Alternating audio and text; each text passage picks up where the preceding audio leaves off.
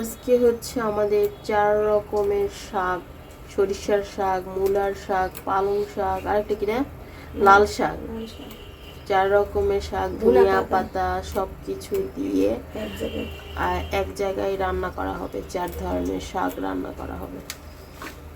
শীতের সময় শাক রান্না মজা লাগে খেতে। শাকই ভালো।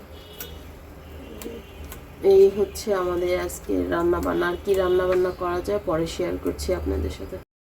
ছোলা উঠিয়ে দেওয়া হয়েছে, সিদ্ধ হোক, তারপরে তেলানি করব। এই তো 4 ধরনের শাক একদম ধুয়ে কড়াই উঠিয়ে দিয়েছি। জাস্ট একটুখানি স্বাদ মতো লবণ দিয়ে দিয়েছি, আর পেঁয়াজ কাঁচামরিচ তেলে ভেজে নিয়েছি। শাক রান্না আসলে আমরা সবাই পারি। আর আজ কোনো রেসিপি শেয়ার করব না, কি কি রান্না করছি সেটা একটু আপনাদেরকে সাথে শেয়ার করব এই আর কি। তো সামান্য একটু মুগ ডাল আর এটা কি খেসারির ডাল ভিজে রেখেছিলাম, একটু মানে বড়া বানায় খাবো। তো হেলদি খাবার খেতে খেতে আর ভালো লাগছে না, ভাবছি একটু যেহেতু ছোলা রান্না করা হচ্ছে তো একটু বড়া হলে এর সাথে কিন্তু বেশ হয়। এটা আমি এখন ব্লেন্ডারে ব্লেন্ড করে নেব।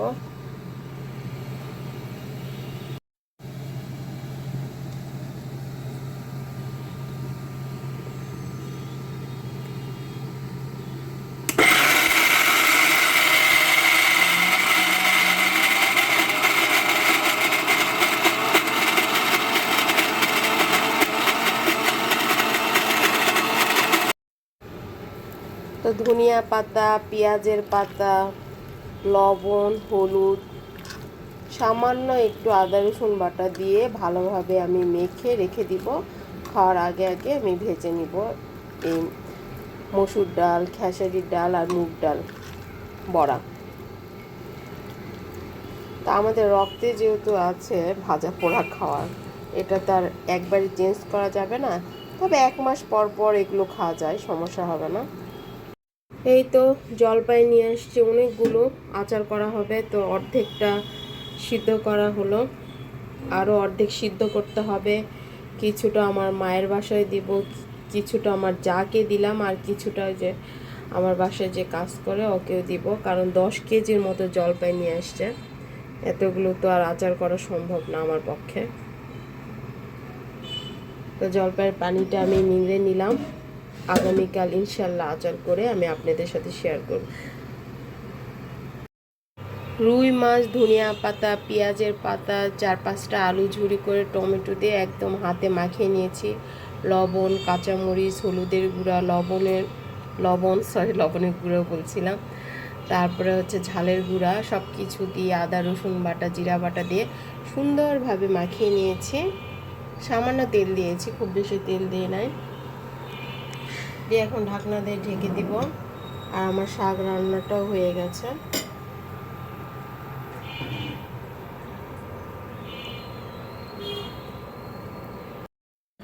দেখেন আমাদের গান্ডু সোনা কোথায় গেছে। ওই যে একটা মেয়ে বিড়ালকে দেখতে পাচ্ছেন, এটাও কিন্তু আমি দিয়েছি, আমাদের পাশের বাড়িতে থাকে ওনারা। তো ওই বিড়ালটার সঙ্গ নিয়েছে কয়দিন থেকে। ও বাইরে যাওয়ার জন্য এতটা চিল্লাচিল্লি করে, এই যে দেখেন আজ টিনে উঠেছে যে ওর পিছে পিছে দৌড়াচ্ছে। গান্ডুস চলে আসো, চলে। ইস রে, কি দৌড়াদৌড়িটা করছে, কেমনটা লাগে বলুন তো, সব তার ভালো লাগে না। মাছের পুরপুরিটা হয়ে গেছে, এই যে দেখেন কতটা সুন্দর করে ভাজা ভাজা করে নিয়েছি। ভাতও হয়ে গেছে। এখন আমি এই যে ডালের বড়াগুলো ভেজে নিব।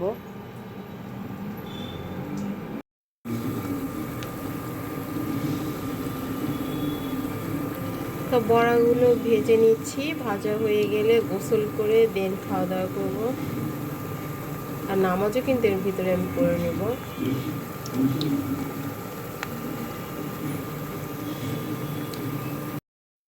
এই তো বড়া একেবারে রেডি, আর কিছুটা এই যে হচ্ছে।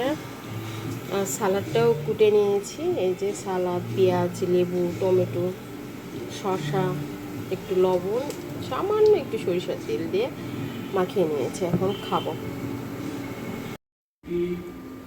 তো এখন খেয়ে নিব। এই যে শাক, মাছের পুরপুরি, সালাদ, তারপর হচ্ছে ডালের বড়া আর ভাত। আজকের ভিডিও কোনো অংশ যদি আপনাদের ভালো লেগে থাকে প্লিজ লাইক, কমেন্ট, শেয়ার করতে ভুলবেন না। বেশি ভালো লাগলে আমার চ্যানেলটি সাবস্ক্রাইব করে পাশে থাকবেন। পাশে থাকা বেল আইকনটি অল অপশনে প্রেস করে দিবেন, তাহলে নিত্য নতুন যে ব্লগগুলো আপনাদের সাথে শেয়ার করি সেগুলো নোটিফিকেশান আপনাদের কাছে পৌঁছে যাবে। আল্লাহ হাফেজ, আসসালামু আলাইকুম।